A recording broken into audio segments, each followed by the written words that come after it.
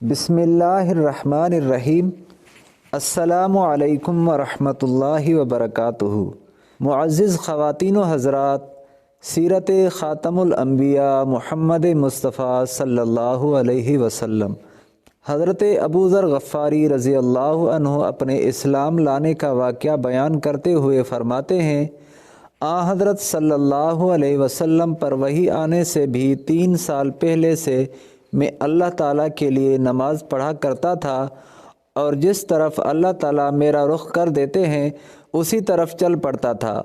اسی زمانے میں ہمیں معلوم ہوا کہ مکہ معظمہ میں ایک شخص ظاہر ہوا ہے، اس کا دعویٰ ہے کہ وہ نبی ہے۔ یہ سن کر میں نے اپنے بھائی انیس سے کہا، تم اس شخص کے پاس جاؤ، اس سے بات چیت کرو اور آ کر مجھے اس بات چیت کے بارے میں بتاؤ۔ چنانچہ انیس نے نبی کریم صلی اللہ علیہ وسلم سے ملاقات کی۔ جب وہ واپس آئے تو میں نے ان سے آپ صلی اللہ علیہ وسلم کے بارے میں پوچھا۔ انہوں نے بتایا، اللہ کی قسم میں ایک ایسے شخص کے پاس سے آ رہا ہوں جو اچھائیوں کا حکم دیتا ہے اور برائیوں سے روکتا ہے، اور ایک روایت میں ہے کہ میں نے تمہیں اسی شخص کے دین پر پایا ہے۔ اس کا دعویٰ ہے کہ اسے اللہ نے رسول بنا کر بھیجا ہے۔ میں نے اس شخص کو دیکھا، وہ نیکی اور بلند اخلاق کی تعلیم دیتا ہے۔ میں نے پوچھا، لوگ اس کے بارے میں کیا کہتے ہیں؟ انیس نے بتایا، لوگ اس کے بارے میں کہتے ہیں کہ یہ کاہن اور جادوگر ہے، مگر اللہ کی قسم وہ شخص سچا ہے اور وہ لوگ جھوٹے ہیں۔ یہ تمام باتیں سن کر میں نے کہا، بس کافی ہے، میں خود جا کر ان سے ملتا ہوں۔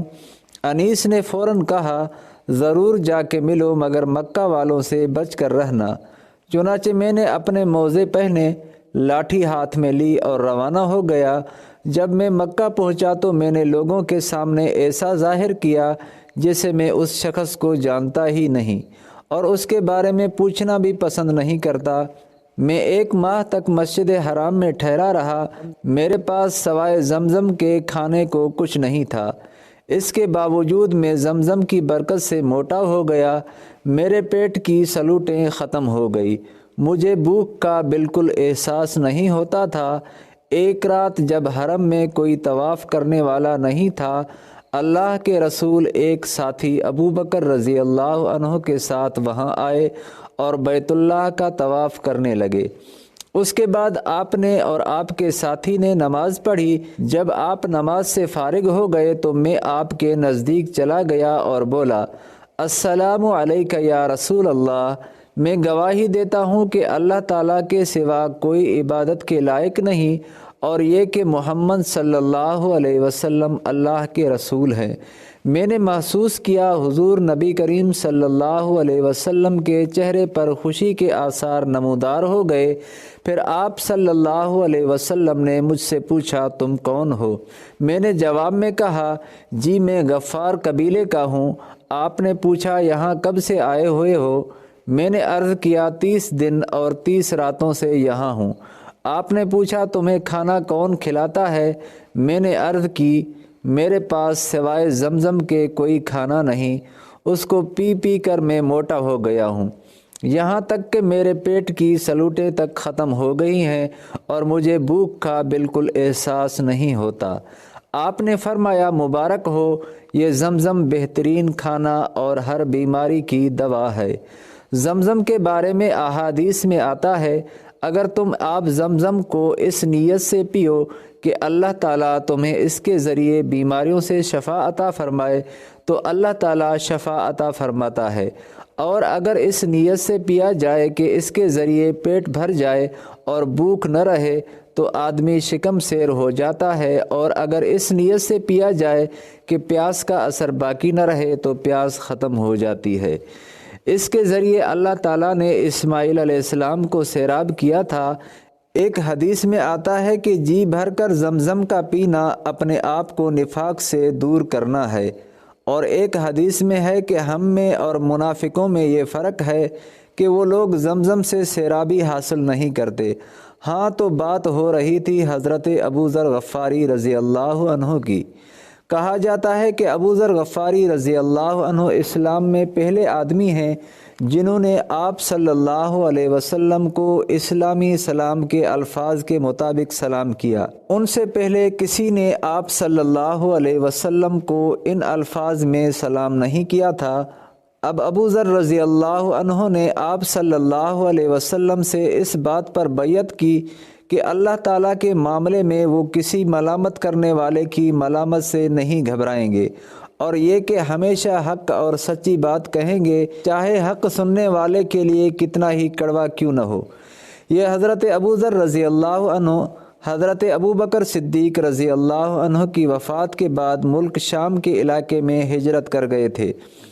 پھر حضرت عثمان کی خلافت میں انہیں شام سے واپس بلا لیا گیا، اور پھر یہ ربضہ کے مقام پر آ کر رہنے لگے تھے۔ ربضہ کے مقام پر ہی ان کی وفات ہوئی تھی۔ ان کے ایمان لانے کے بارے میں ایک روایت یہ ہے کہ جب یہ مکہ معظمہ آئے تو ان کی ملاقات حضرت علی رضی اللہ عنہ سے ہوئی تھی، اور حضرت علی رضی اللہ عنہ نے ہی ان کو آپ صلی اللہ علیہ وسلم سے ملوایا تھا۔ ابو ذر رضی اللہ عنہ کہتے ہیں، بیعت کرنے کے بعد نبی کریم صلی اللہ علیہ وسلم نے انہیں ساتھ لے گئے۔ ایک جگہ حضرت ابو بکر صدیق رضی اللہ عنہ نے ایک دروازہ کھولا، ہم اندر داخل ہوئے۔ ابو بکر صدیق رضی اللہ عنہ نے ہمیں انگور پیش کیے۔ اس طرح یہ پہلا کھانا تھا جو میں نے مکہ میں آنے کے بعد کھایا۔ اس کے بعد نبی کریم صلی اللہ علیہ وسلم نے ان سے فرمایا، اے ابو ذر، اس معاملے کو ابھی چھپائے رکھنا، اب تو تم اپنی قوم میں واپس جاؤ اور انہیں بتاؤ تاکہ وہ لوگ میرے پاس آ سکیں۔ پھر جب تمہیں معلوم ہو کہ ہم نے خود اپنے معاملے کو کھلم کھلا اعلان کر دیا ہے تو اس وقت تم ہمارے پاس آ جانا۔ آپ صلی اللہ علیہ وسلم کی بات سن کر حضرت ابو ذر غفاری رضی اللہ عنہ بولے، قسم ہے اس ذات کی جس نے آپ کو سچائی دے کر بھیجا، میں ان لوگوں کے درمیان کھڑے ہو کر پکار کر اعلان کروں گا۔ حضرت ابو ذر غفاری رضی اللہ عنہ کہتے ہیں، میں ایمان لانے والے دیہاتی لوگوں میں سے 5واں آدمی تھا۔ غرض جس وقت قریش کے لوگ حرم میں جمع ہوئے، انہوں نے بلند آواز میں چلا کر کہا، میں گواہی دیتا ہوں سوائے اللہ کے کوئی معبود نہیں، اور میں گواہی دیتا ہوں کہ محمد مصطفیٰ صلی اللہ علیہ وسلم اللہ تعالیٰ کے رسول ہیں۔ بلند آواز میں یہ اعلان سن کر قریشیوں نے کہا، اس بددین کو پکڑ لو۔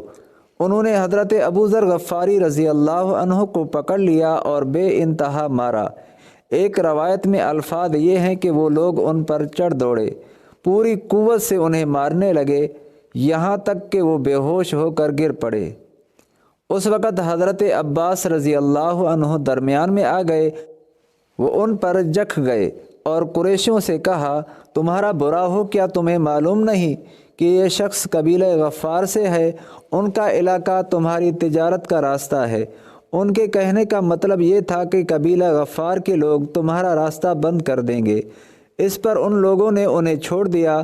ابو ذر رضی اللہ عنہ فرماتے ہیں، اس کے بعد میں زمزم کے کنویں کے پاس آیا، اپنے بدن سے خون کو دھویا۔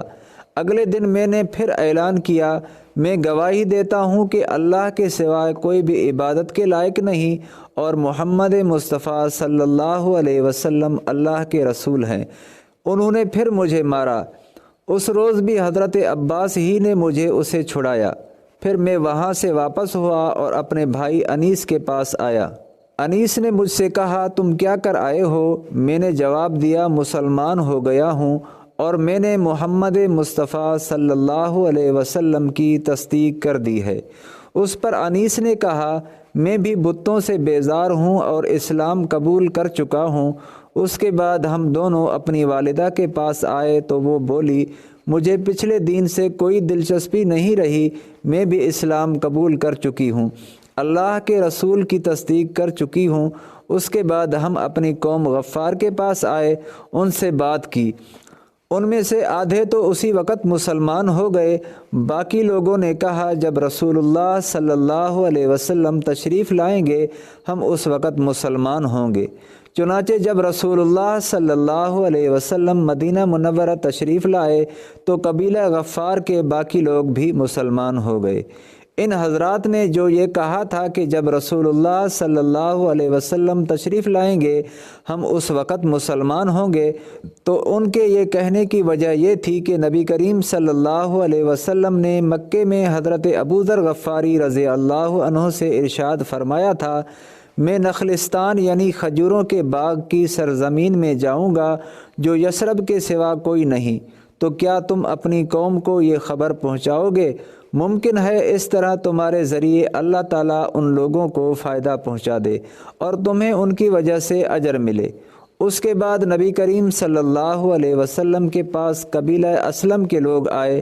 انہوں نے آپ سے عرض کیا، اے اللہ کے رسول، ہم بھی اسی بات پر مسلمان ہوتے ہیں جس پر ہمارے بھائی قبیلہ غفار کے لوگ مسلمان ہوئے ہیں۔ نبی کریم صلی اللہ علیہ وسلم نے یہ سن کر فرمایا، اللہ تعالیٰ غفار کے لوگوں کی مغفرت فرمائے اور قبیلہ اسلم کو اللہ سلامت رکھے۔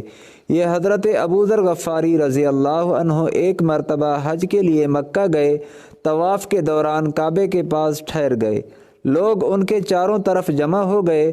اس وقت انہوں نے لوگوں سے کہا، بھلا بتاؤ تو تم میں سے کوئی سفر میں جانے کا ارادہ کرتا ہے تو کیا وہ سفر کا سامان ساتھ نہیں لیتا؟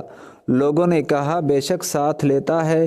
تب آپ رضی اللہ عنہ نے فرمایا، تو پھر یاد رکھو قیامت کا سفر دنیا کے ہر سفر سے کہیں زیادہ لمبا ہے، اور جس کا تم یہاں ارادہ کرتے ہو اسی لیے اپنے ساتھ اس سفر کا وہ سامان لے لو جو تمہیں فائدہ پہنچائے۔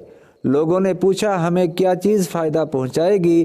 حضرت ابو ذر غفاری رضی اللہ عنہ بولے، بلند مقصد کے لیے حج کرو، قیامت کے دن کا خیال کر کے ایسے دنوں میں روزے رکھو جو سخت گرمی کے دن ہوں، اور قبر کی وحشت اور اندھیرے کا خیال کرتے ہوئے رات کی تاریکی میں اٹھ کر نمازیں پڑھو۔ اللہ تعالیٰ سے دعا ہے کہ اللہ تعالیٰ ہم سب کو صحابہ اکرام کے نقش قدم پر چلنے کی توفیق عطا فرمائے۔ والسلام علیکم ورحمۃ اللہ وبرکاتہ۔